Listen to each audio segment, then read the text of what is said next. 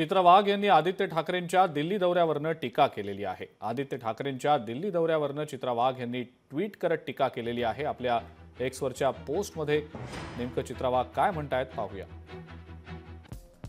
ज्यांच्या आजोबांना नेते मातोश्रीवर भेटायला यायचे त्यांचा नातू मात्र दिल्लीत जाऊन चरणस्पर्श करतोय। मराठी अस्मितेचा हा अपमान नाही का? संजय राऊत रोज पत्रकार परिषद घेऊन मोठमोठ्या गर्जना करतात, पण आदित्य ठाकरेंच्या दिल्लीतल्या हुजरेगिरीवर ते गप्प का? की यावरही काहीतरी चमत्कारिक स्पष्टीकरण येणार?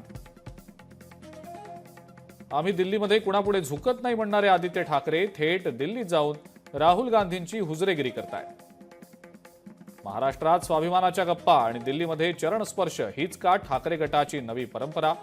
आजोबांचं तरी स्मरण ठेवा रे, अशा आशयाची ही पोस्ट चित्रा वाघ यांनी एक्सवर केलेली आहे।